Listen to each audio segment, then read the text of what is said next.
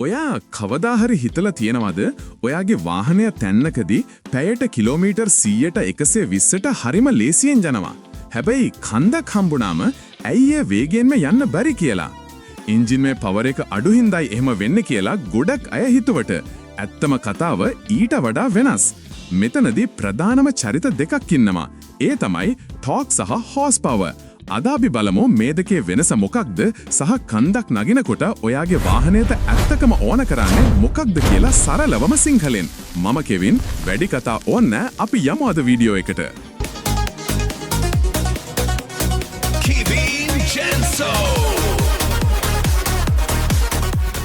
මුලින්ම අපි ටෝක් ගැන කතා කරමු. ටෝක් කියන්නේ විද්‍යාත්මකව බැලුවොත් කරකවන බලය. ට්විස්ටිං ෆෝස් කියන එකයි.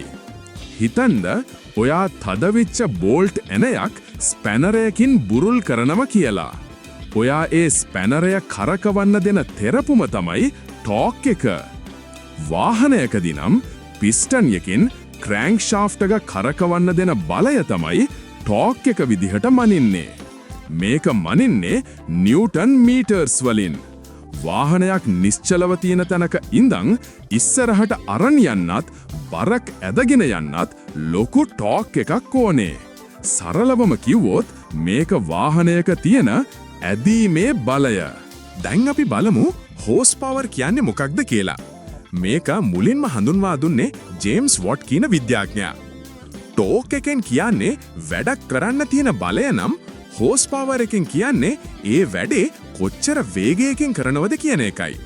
හිතන්ඩ ඔයාට ගඩොල් ගොඩක් තට්ටු 5ක් උඩට ගෙනියන්න තියෙනවා කියලා.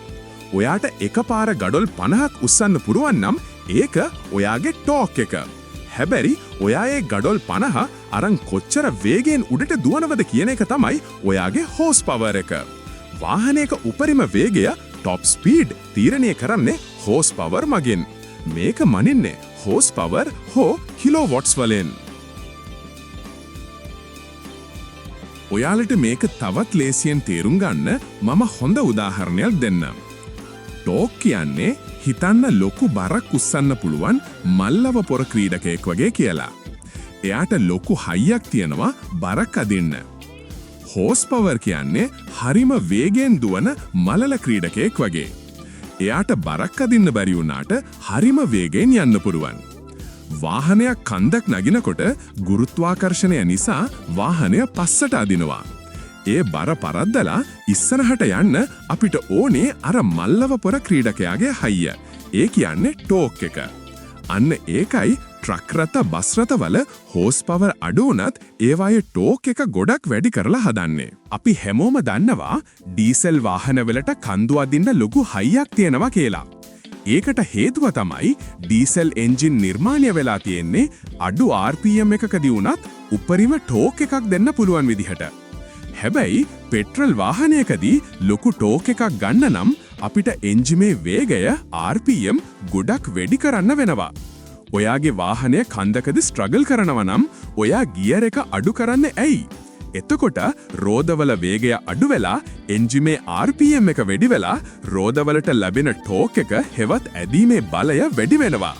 සාරාංශයක් විදිහට ගත්තොත් ටෝක් කියන්නේ වාහනය ඉස්සරහට තල්ලු කරන්න දෙන ආරම්භක බලය. හෝස් පවර් කියන්නේ වාහනය දිගටම වේගයෙන් ගමන් කරවන්න තියෙන වේගය. ඉතින් ඊළඟ පාර වාහනයක් ගන්නකොට හෝස් පවර් එක විතරක් බලලා රැවටෙන්න එපා. ඔයා ජීවත් වෙන්නේ කඳු බහුල ප්‍රදේශයක් නම් හරි බර පටවන් යන කෙනෙක් නම් හරි වාහනේ ටෝක් අගය ගැනත් අනිවාර්යයෙන්ම සැලකිලිමත් වෙන්න. අද වීඩියෝ එකෙන් අලුත් දෙයක් ඉගෙන ගත්තා නම් ලයික් එකක් දාලා යාළුවන්ටත් බලන්න ෂෙයා කරන්න.